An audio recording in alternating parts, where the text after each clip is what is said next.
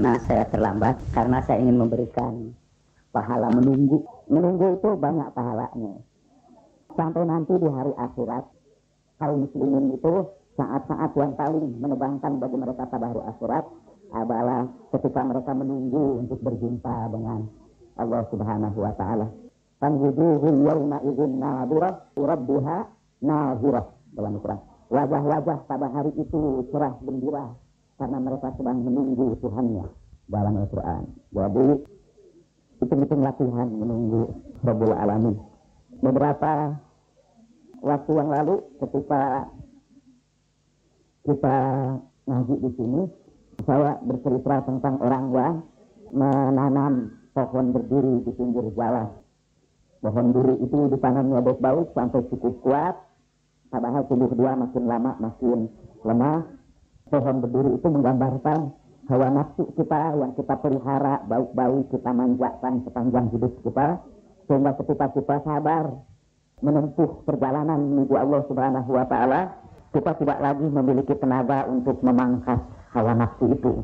Hawa nafsu makin lama makin kuat, sementara tubuh kita makin lama makin lemah. Nah, salah satu hal yang menghalangi perjalanan kita menuju Allah Subhanahu wa taala adalah hawa nafsu kita. Selama kita masih terikat pada hawa nafsu kita, selama itu kita tidak akan bisa berjalan cepat menuju Allah Subhanahu wa taala. Nah, sekarang ini saya mohon izin Ibu bercerita lagi. Cerita itu yang saya sebut dari Masnawi Jalaluddin Rumi. Sebelum cerita itu ada cerita ini. Ada tepian sebuah sungai, ada sebuah dinding besar menjulang tinggi. Dan di atas dinding itu ada seorang yang sangat kehausan. Dinding yang sangat tinggi itu menghalangi orang itu untuk bisa mencapai air sungai di bawah dinding itu. Ia resah karena ingin mencapai air, gelisah seperti gelisahnya seekor ikan yang dijauhkan dari air dan ingin kembali lagi ke situ. Dia berada di atas puncak dinding itu, air mengalir di bawah. Dia kehausan ingin mengambil air itu, tapi terhalang oleh dinding yang tinggi itu. Dalam keadaan haus itu, dia jatuhkan batu bata dinding itu ke bawah, menimpa air, kemudian terdengar bunyi cipratan air itu. Ajaib, kata bunyi cipratan air itu menjadi kedengaran sangat indah buat orang yang kehausan itu.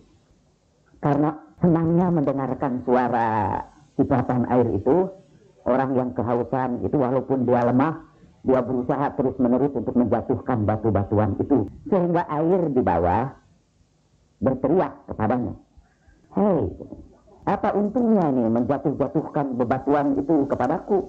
Orang haus itu berkata, "Hei air, aku tidak bisa dihalangi untuk menjatuhkan batu bata itu karena aku memperoleh dua keuntungan. Aku memperoleh kenikmatan mendengar bunyi cipratan air itu. Dan bunyi cipratan air itu bagiku menjadi mirip bunyi trompet Israfil pada hari kiamat nanti ketika orang-orang yang mati dihidupkan kembali. Atau seperti suara halilintar menjelang musim semi, karena setelah suara halilintar itu akan bermunculan dedaunan baru. Atau seperti hari-hari sedekah buat orang miskin. Atau seperti suara berita seorang yang menyampaikan kepada tawanan hari-hari kebebasan dia. Atau seperti nafasur Rahman yang datang kepada Muhammad Sallallahu Alaihi Wasallam dari Yaman. Atau seperti semerbaknya Ahmad, sang Nabi yang membawa rahmat kepada seluruh alam. Atau seperti harumnya tubuh Yusuf yang datang kepada jiwa Yakub yang merindukan putranya. Pada Yakub ini bukan Zulaikha. Ini saya bacakan terjemahnya karena buku Masnawi ini sebuah buku puisi ya. Jadi sangat indah dia menggambarkan itu.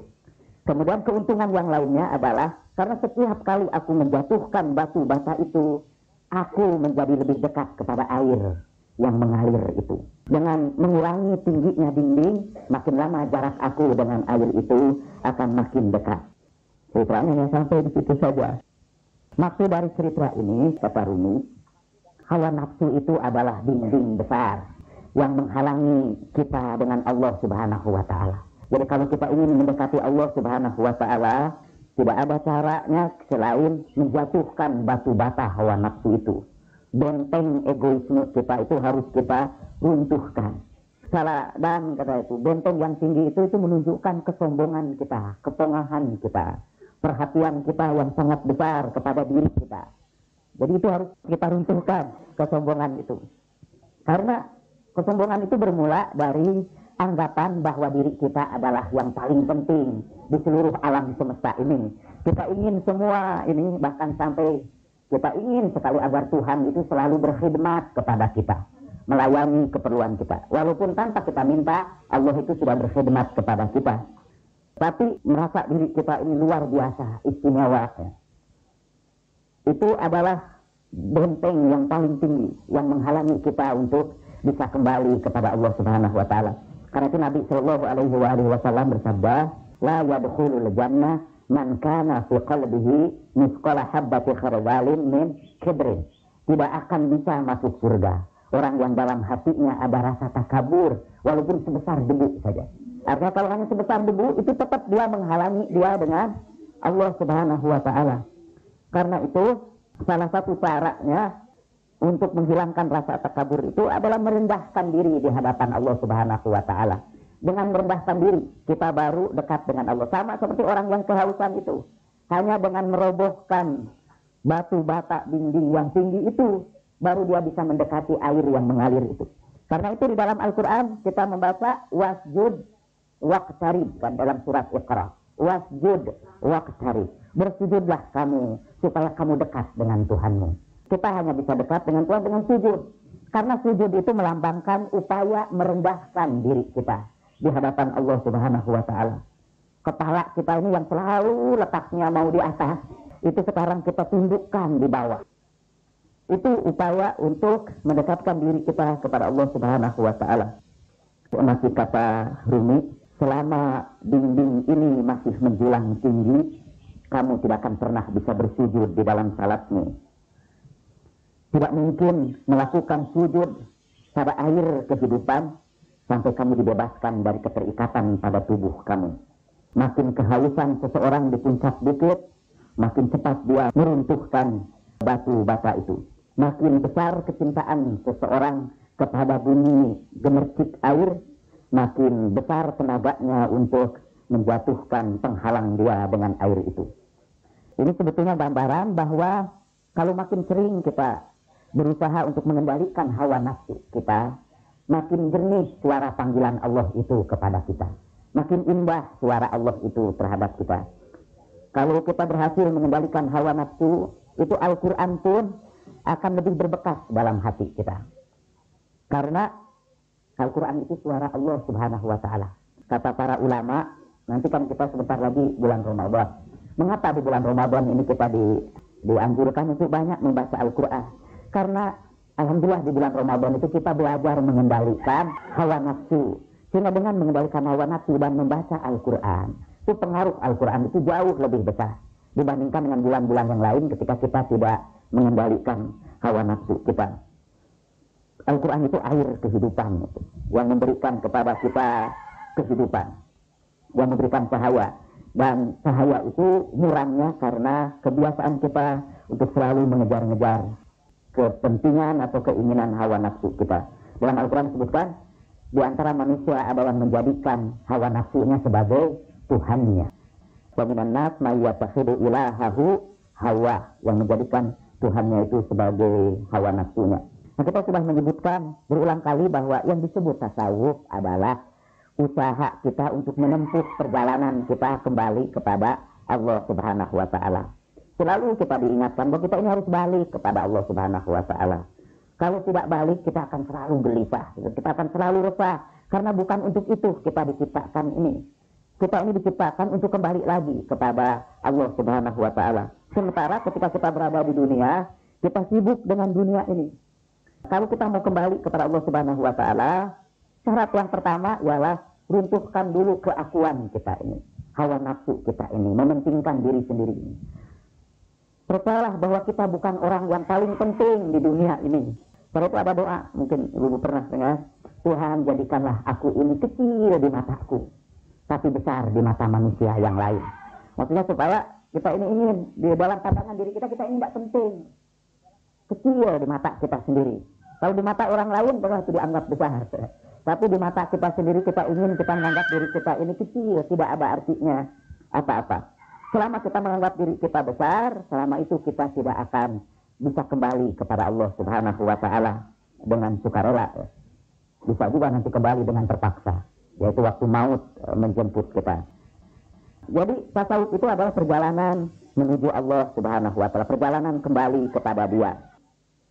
Bayangkanlah kita ini mau naik bis, mau pergi menuju ke Surabaya, kita mau naik bis. Kemudian kita menunggu bis itu datang di halte itu. Di situ ada tiang-tiang halte itu. Kita ini adalah orang yang sebetulnya sekarang ini sedang menunggu di shelter itu untuk kembali menuju tujuan kita. Tapi ada orang yang langsung masuk bis dan halte itu ditinggalkan dia saja. Tentu ketika dia kembali itu dia ringan. Karena dia tinggalkan itu shelternya, dia tinggalkan tempat parkirnya tadi itu, dia langsung masuk bis dan berangkat. Nah kebanyakan di antara kita ini naik bis, mau juga ini kita kembali kepada Allah, sudah naik bis, kendaraan menuju Allah, tapi tangan kita masih pegang tiang-tiang halte itu, tidak mau kita lepaskan itu. Apa yang akan terjadi kalau begitu? Pertama, kita tidak terbawa bus, kita terus nempel aja di halte itu. Atau kalau juga bisa, kita tetap berpegang itu, tapi bis juga tetap maju, kita akan hancur lebur itu, rusak tubuh kita akan dicabik-cabik. Atau tiang shelter itu terserabut, terbawa dalam perjalanan, itu pun pasti berat. Nah kita ini semua, ibu-ibu, sudah berniat memang kembali kepada Allah Subhanahu wa taala. Kita akan belajar tasawuf dan sudah bertekad untuk kembali kepada Allah. Inni zahibun ila rabbi sayahdin. Aku akan berangkat menuju Tuhanku, tentu Dia akan memberikan petunjuk kepadaku. Tapi tangan kita ini masih bergelantung kepada dunia kita. Hati kita sebetulnya masih menempel pada kekayaan kita, pada kepongahan kita. Kita masih memikirkan bagaimana reaksi orang lain terhadap diri kita. Kadang-kadang kan kita sibuk sehari-hari itu seperti perusahaan-perusahaan. Bagaimana memelihara citra, image. Citra itu adalah gambaran orang lain tentang diri kita. Saya nanti memberikan contoh, tapi saya pikir contoh ini akan menyinggung ibu-ibu, jadi tidak jadi aja. Tapi pokoknya betapa banyaknya kesibukan kita ini bukan untuk bekal kembali kepada Allah Subhanahu wa taala, tapi sibuk memperhatikan apa nanti kata orang lain tentang diri kita. Termasuk orang lain yang paling banyak kita perhatikan adalah suami kita. Nanti gimana kata suami kita tentang diri kita? Nanti gimana anak-anak kita tentang kita? Nanti setelah itu gimana tetangga kita? Gimana sesama jemaah pengajian kita? Jadi perhatian kita tidak lagi wajah tu wajhiya lillazi fataras samawati wal ardh, tapi wajah tu wajhiya lihaula'il wal muslimin wal muslimat wal mu'minin wal mu'minat wal ahya'i minhum wal amwat. Itu yang kita perhatikan, orang-orang di sekitar kita. Dan untuk urusan dunia kita berikan perhatian yang luar biasa. Kita masih nempel itu di halte kita itu. Yang kita urus itu bukan bekal kita untuk masuk bis itu. Yang kita urus ialah tiang-tiang halte itu. Kita cek kembali, kita usap kembali. Ada bis lewat, debunya nempel itu kita bersihkan. Waktu kita habis untuk mengurus halte tempat kita parkir. Padahal halte itu cuma sebentar kita tinggali. Suatu saat itu kita harus tinggalkan juga. Walaupun kita nempel. Kata para ulama, ketika kita mati, ada yang sakratul mautnya itu sangat berat baginya. Itu sebetulnya karena dia masih nempel di halte itu. Jadi dia mau dilepaskan, tidak rela itu, kecintaannya terlalu besar ke situ. Tidak mau berpisah dengan sesuatu yang sangat dicintainya. Ada seorang ibu, ini cerita sambil menangis. Saya tidak mau sebutkan ibunya, karena itu rahasia. Ibu itu cerita entah gimana, tiba-tiba dia merasa mimpi, dalam mimpi itu dia ditarik ke langit. Jadi dia dibawa terbang ke langit. Tapi sampai di atas itu, ceritanya dia mau diterima oleh makhluk-makhluk yang suci di langit itu. Dia ditawari mau ke sini, mau ikut bergabung dengan kita atau tidak. Jadi kata dia lalu teringat anaknya, keluarganya. Enggak, jangan sekarang dulu kata dia. Ini saya ingat keluarga. Dan tiba-tiba setelah itu dia jatuh lagi. Setelah bangun dia masih terasa pada tubuhnya itu sakit-sakit dan dia menangis. Saya kira itu gambaran dari ruh kita yang sebetulnya sudah rindu untuk kembali bergabung dengan kafilah rohani yang suci itu menuju Allah Subhanahu wa Ta'ala. Tapi hati kita masih terpaut dengan halte kita itu, dengan tempat parkir kita di dunia. Nabi Shallallahu Alaihi Wasallam bersabda, jadilah kamu di dunia ini seperti orang yang parkir aja sebentar. Kun ka'abiris sabil, kata Nabi. Jadilah kamu seperti orang yang lewat aja, numpang lewat di sini di dunia ini. Kita sedang merantau ini di dunia ini. Karena kita merantau, tentu kita rindu untuk kembali ke kampung halaman kita. Kita mestinya menderita homesick, ingat ke kampung halaman, yaitu ke hadirat Allah Subhanahu wa Ta'ala. Itu kampung halaman kita, itu tempat mudik kita. Inna ilaina iyabahum summa inna alaina hisabahum. Kepada kamilah, kata Allah, tempat mudik kalian itu. Dan kepada kamilah perhitungan seluruh amal-amal kalian. Al-Quran mengingatkan mudik kita ini nanti kepada Allah. Mestinya kita rindu ini untuk kembali mudik, mau kembali ke kampung halaman itu. Tapi anehnya kita tidak betah benar itu di tempat parkir yang sempit itu, di tempat parkir yang kecil itu kita betah. Dan semua yang ada di tempat parkir itu kita cintai. Bangku tempat duduknya kita usah setiap hari. Kita keluarkan tenaga, uang, energi, ya, hanya untuk mengurus tempat duduk kita itu. Karena itu demi bis lewat di hadapan kita, kita tidak mau ikut. Sampai ada satu bis yang supirnya saya di situ. Ibu-ibu, marilah kita kembali kepada Allah Subhanahu wa Ta'ala. Ibu-ibu, ya deh kita mau ikut. Karena kelihatannya tertarik dengan cerita saya bahwa di tempat tujuan kita ini, kita akan menemui hal yang membahagiakan hati kita. Kita tertarik. Tapi kita tertarik untuk kembali, pada saat yang sama kita masih tertarik dengan hal kita itu. Jadi tangan kita ke situ, kaki kita masuk bis, tangan kita di situ. Jatuh itu nanti ya babak belur dan tidak akan nyampe-nyampe ke tujuan kita itu. Lihatlah misalnya bagaimana banyaknya waktu kita yang disia-siakan ya, hanya untuk mengurus hal itu. Saya ini pernah ngitung-ngitung biaya yang saya keluarkan untuk mengurus mobil saya dengan uang yang saya berikan untuk berkhidmat kepada orang tua saya. Ternyata saya banyak mengeluarkan duit itu untuk mengurus mobil. Sedikitlah dibandingkan dengan upaya saya untuk membahagiakan orang tua saya. Pada perkhidmatan kepada orang tua saya, itu bekal saya untuk hari akhirat nanti. Atau uang yang kita pakai untuk mengurus seluruh kekayaan kita, itu jauh lebih sedikit dibandingkan dengan uang yang kita pakai untuk membahagiakan sesama manusia yang lain. Untuk memberi makan kepada orang miskin, untuk membantu anak-anak yatim. Bandingkan itu dengan uang yang kita pakai untuk mengurus pajak tanah kita, untuk mengurus maintenance mobil kita, untuk mengurus wajah kita. Kita keluarkan biaya tidak sedikit itu. Itu tampaknya jauh lebih penting bagi kita daripada bekal untuk hari kembali. Ibu-ibu sebetulnya saya tidak usah tersinggung, karena saya lihat-lihat ibu-ibu sudah tidak lagi tertarik untuk menghabiskan waktu hanya untuk mengurus wajah kita yang dalam pertempuran dengan umur akhirnya kalah juga. Jadi betapapun kita berusaha memeliharanya. Karena itu kenapa kita harus terlalu capek ngurus sesuatu yang pada akhirnya rusak? Kenapa tidak kita urus sesuatu yang abadi, yaitu ruh kita? Tubuh itu pada akhirnya habis juga. Dia akan jadi debu. Itu. Karena asalnya dia dari tanah. Kata Al-Quran, kita ini diciptakan dari tanah. Dan akan kembali ke tanah lagi. Nah apa itu yang kembali ke tanah? Tubuh kita. Kita ini terdiri dari dua bagian. Tubuh kita dan ruh kita. Ruh itu datangnya dari Allah. Dan karena itu kembali lagi kepada Allah. Dalam proses penciptaan, Allah berfirman, wa nafakhtu fihi min ruhi. Lalu setelah aku ciptakan manusia dari tanah, aku tiupkan ruhku ke dalamnya. Jadi roh kita ini bagian dari ruh Allah Subhanahu wa Ta'ala. Tubuh kita karena berasal dari tanah balik lagi menjadi tanah lagi. Ruh kita karena berasal dari Allah Subhanahu wa Ta'ala balik lagi kepada Allah Subhanahu wa Ta'ala. Nah tapi kita ini menghabiskan banyak waktu kita untuk mengurus tanah itu yang nanti bakal kembali ke tanah lagi. Habis itu. Jadi seluruh upaya kita ini sia-sia. Kalau dalam bahasa Prancis itu disebut hese gawe teka pake.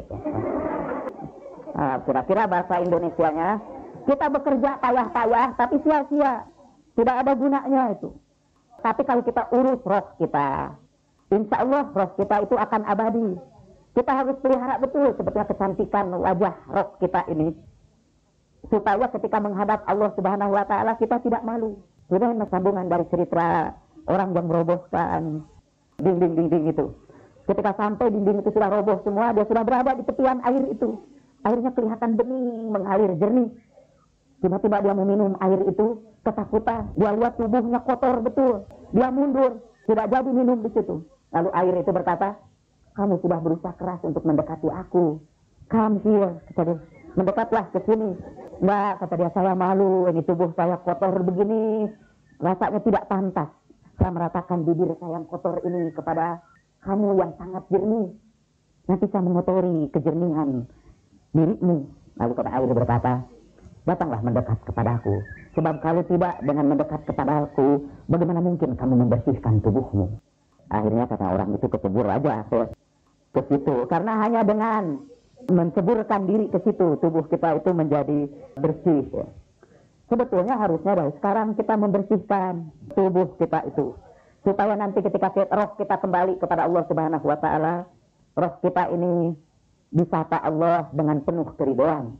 Irji'i ila rabbiki radiyatan maradiyah. Allah ridho pada kita, kita juga ridho kepada Allah Subhanahu wa taala. Seperti pernah saya sebutkan beberapa lalu di pengajian ini, ketika kita kembali kepada Allah Subhanahu wa taala, kembali kita ini macam-macam, bentuknya itu macam-macam. Kembali kepada Allah itu.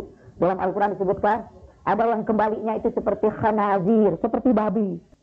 Dari Allah itu turun ke bumi ini, kita ini berbentuk manusia, itu ruh kita ini ruh manusia. Tapi kita kembali kita menjadi ruh babi misalnya. Ada yang ruhnya jadi monyet, ada yang ruhnya itu jadi monster, jadi iblis, jadi setan. Ketika kembali kepada Allah Subhanahu wa taala, tentu saja ruh-ruh yang seperti itu ketika kembali kepada Allah pun dia malu. Karena dulu datang dari Allah dalam keadaan manusia, ya, ruh barco kembali sekarang dalam bentuk yang menakutkan. Dan Allah pun tidak ridho juga menerima kedatangan kita. Dulu aku kirim kamu sebagai manusia, kenapa sekarang kembali sebagai binatang buas, sebagai binatang yang kotor? Ya, kembali di dalam surat Al-Maidah itu kan sebutkan, siapa lagi yang lebih jelek kedudukannya daripada orang yang kembali kepada Allah sebagai binatang, itu khanazir wal qurabah, atau sebagai para penyembah berhala. Di dalam Al-Quran disebutkan. Nah, roh kita ini sama seperti wajah ibu-ibu. Kalau kita pelihara baik-baik, dia ini jadi bagus, jadi kelihatannya bagus, jadi indah. Tapi kalau kita rusak, dia jadi rusak juga. Bagaimana kita mengindahkan ruh kita itu? Nah, ruh kita ini kata para ulama sufi itu seperti kaca cermin. Setiap kali kita berbuat dosa, setiap kali kita mengikuti hawa nafsu, ada noktah-noktah hitam di dalam cermin itu. Kalau makin banyak kita berbuat dosa, akhirnya cermin kita ini tertutup dosa, hitam pekat. Ketika cahaya Allah datang, dibawa oleh siapapun, cermin itu tidak bisa memantulkan cahaya itu. Dan tidak bisa menyerap cahaya itu. Cahaya tidak bisa menembus. Karena itu tugas kita ialah membersihkan cermin itu. Dibersihkan sebaik-baiknya. Makin banyak kita bersihkan cermin itu, makin bersih dia, makin bersinar dia. Sehingga ketika cahaya Allah datang, cahaya itu memantul kembali.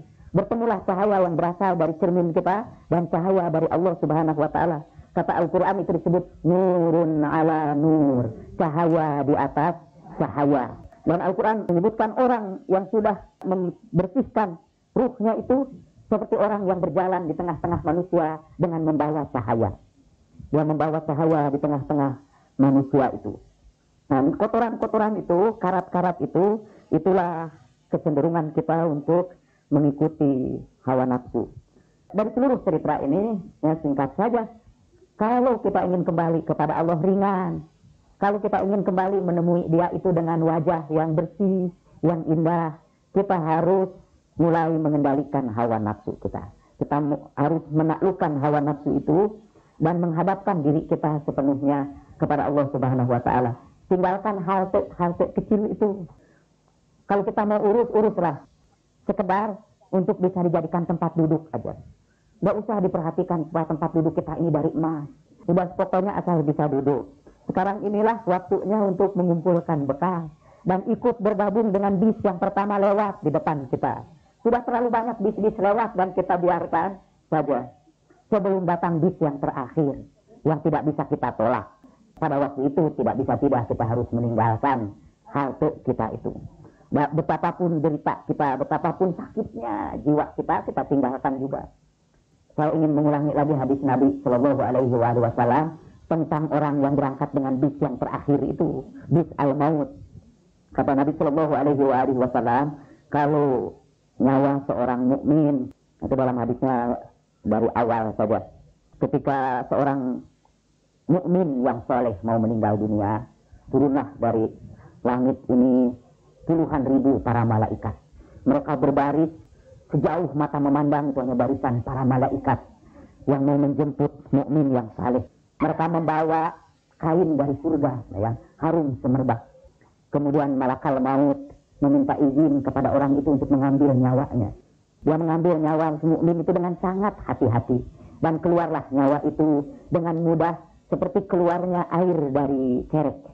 Sangat halus keluarnya itu, dan ruh itu kemudian menyebarkan harum yang semerbak ke seluruh alam semesta. Kemudian para malaikat menyimpannya pada kain dari surga itu, semuanya mengangkatnya ke langit. Sepanjang perjalanan menuju langit itu orang-orang bertanya, ini ruh siapa ini?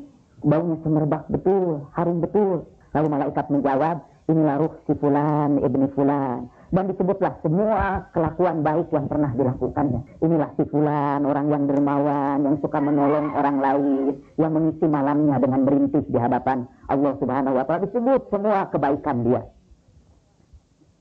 Dan kemudian melewati berbagai langit sampai ke tempat yang paling tinggi. Singkatnya cerita, diantarkan oleh para malaikat dari setiap langit itu dan ditempatkan di sisi Allah, di tempat yang mulia. Su'a'lal iliyyin, dalam Al-Quran, di tempat yang paling tinggi. Tapi sebelum dia berangkat ke situ itu, diadakanlah itu upacara perpisahan dulu roh itu. Perpisahan dengan seluruh kekayaannya dan seluruh keluarganya. Itu kekayaan kita. Di dalam Al-Quran itu disebut Tabarakalladzi biyadihi malakutu kulli syai'in wa ilaihi turja'un. Maha mulialah Allah yang dalam kekuasaannya ada malakut segala sesuatu. Malakutu kulli syai'. Jadi ada malakut segala sesuatu. Dan kepada Allah lah semua dikembalikan. Nah, apa yang disebut malakut? Ada dua alam. Sementara ini kita belajar dua alam dulu. Kita ini selama ini hanya hidup di satu alam saja. Alam kita ini disebut alam al-mulk. Itu alam dunia ini. Alam yang kita saksikan itu. Kadang-kadang disebut alam nasut.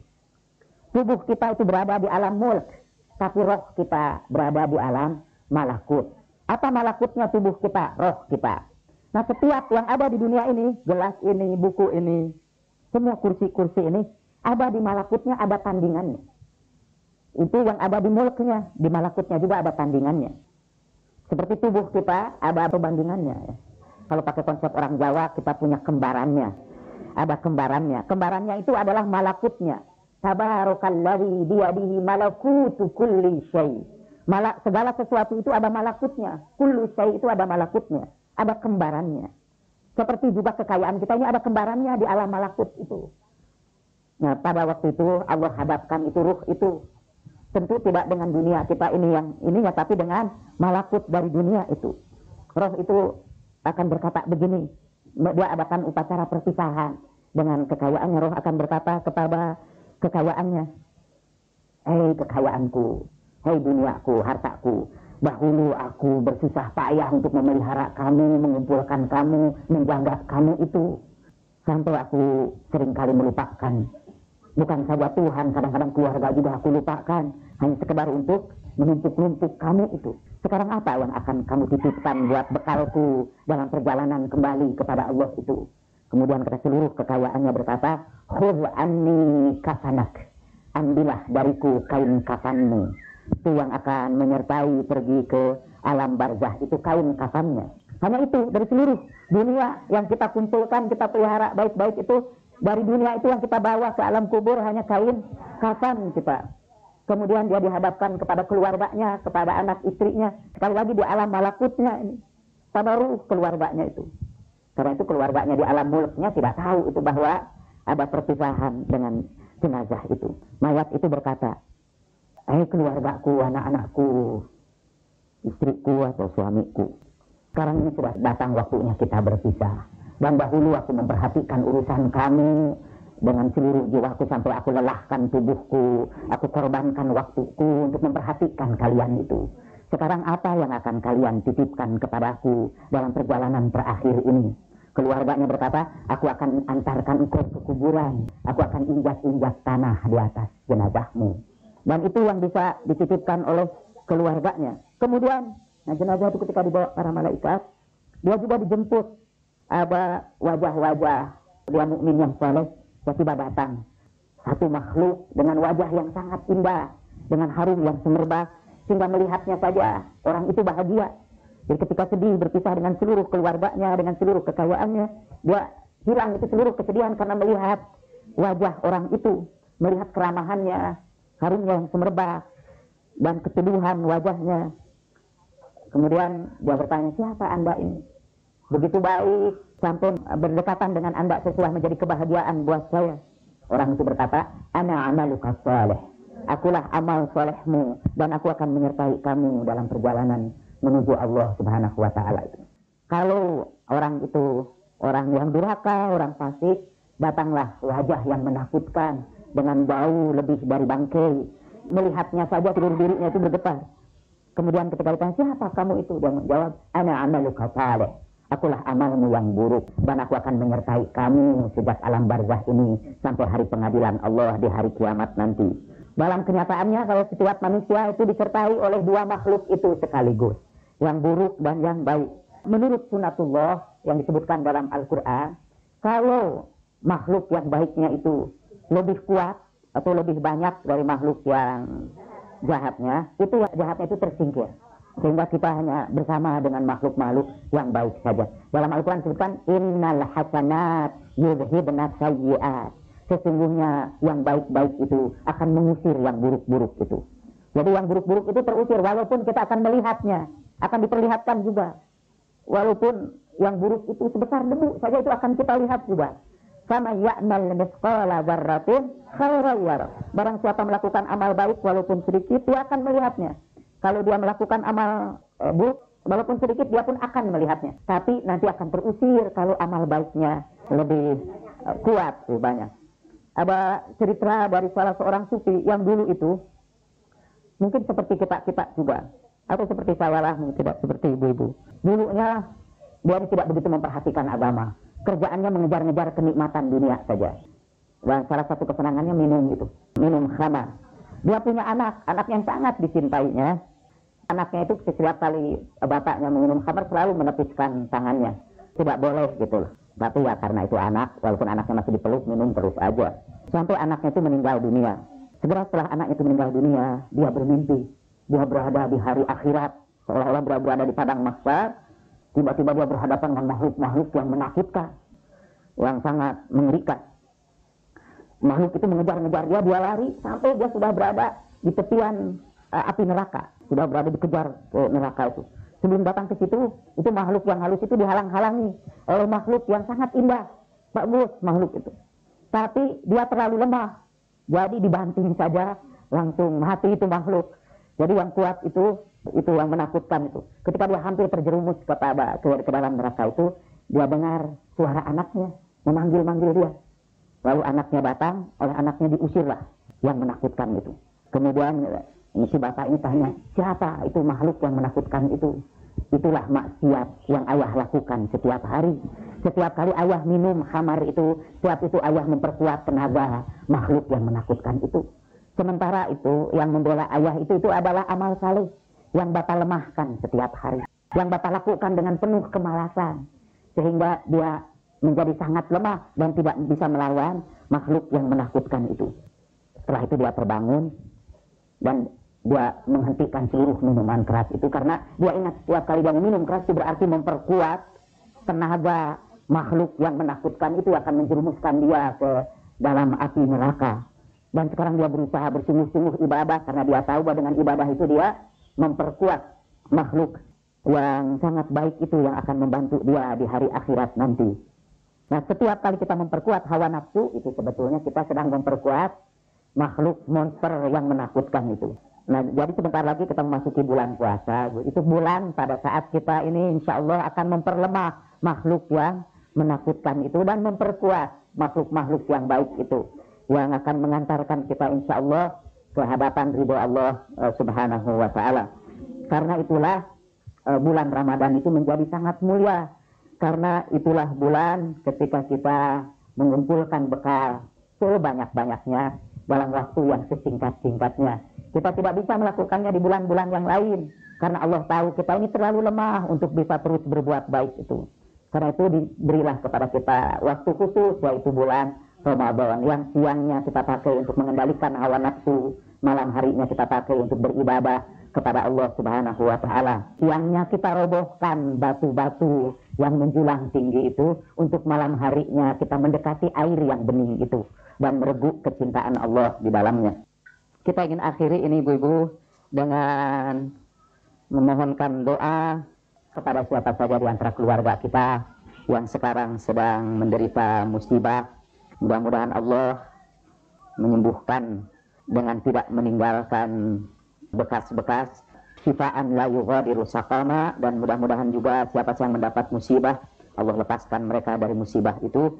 Dan sekiranya Allah masih berkenan untuk memelihara musibah itu pada orang bersangkutan, kemudian Allah juga berkenan melimpahkan kesabaran kepadanya dan memperkuat yang bersangkutan untuk mengisi masa-masa penderitaan itu dengan berzikir kepada Allah subhanahu wa ta'ala. Ala hadhihi niyya wa kullu niyyatin salihah ala hadratin nabiyil mustafa Rasulullah sallallahu alaihi wa alihi wasallam.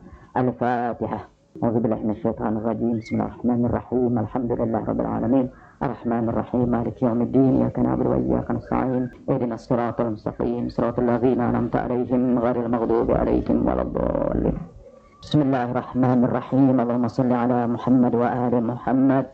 Rabbana adkhilna fi lujjati bahri ahadiyatik wa tamtam yamni wahdaniyatik wa qawwina biquwwati satwati sultani faradaniyatik hatta nakhruja ila fada'i sa'ati rahmatik.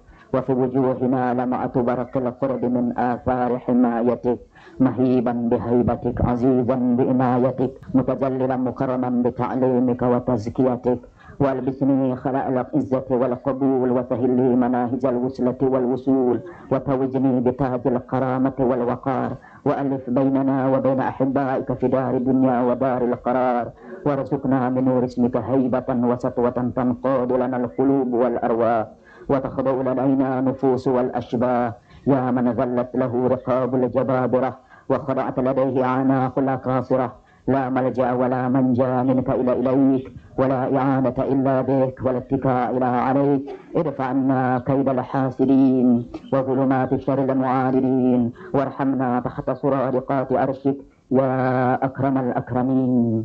Ya Allah, ya Tuhan kami, masukkanlah kami pada kedalaman lautan keesaanmu, pada kebesaran wahdaniyatmu. Perkuatlah kami dengan kekuatan keesaanmu, sehingga kami keluar dalam keluasan rahmatmu. Dan dalam wajah kami ada kilatan cahaya, karena kedekatan pada perlindunganmu. Takut akan keagunganmu, bergetar karena pertolonganmu, dan dimuliakan serta diagungkan dengan pengajaranmu dan pensucianmu. Ya Allah, ya Tuhan kami, bungkuslah kami dengan pakaian kebesaran dan penerimaanmu. Mudahkanlah bagi kami jalan-jalan untuk mencapaimu. Simpanlah kami mahkota kemuliaan dan keagungan, dan pertalikanlah antara hati kami dengan hati para kekasihmu, baik di dunia maupun di akhirat nanti. Dan limpahkanlah kepada kami cahaya asma-Mu, sehingga dengan begitu kami dilindungi dari segala hal yang mengganggu kami dalam perjalanan menuju-Mu. Tidak ada perlindungan dan tidak ada jalan keselamatan kecuali dengan kepadamu. Tidak ada tempat bersandar kecuali kepadamu. Tolaklah dari kami tipuan orang-orang yang dengki kepada kami, dan kezaliman yang jelek dari orang-orang yang memusuhi kami. Dan sayangilah kami di bawah perlindungan arasmu yang agung, wahai yang paling mulia dari segala yang maha mulia. Ya Allah, ya wahai yang paling pengasih dari segala yang pengasih. Ya Arhamar Rahimin, Ya Hayyu Ya Qayyum, Ya Dzal Jalali wal Ikram. Wa sallallahu ala sayyidina wa nabiyyina Muhammadin wa alihi ajma'in tayyibin tahirin. Subhana rabbika rabbil izzati amma yasifun wa salamun alal mursalin walhamdulillahi rabbil alamin. Assalamualaikum warahmatullahi wabarakatuh.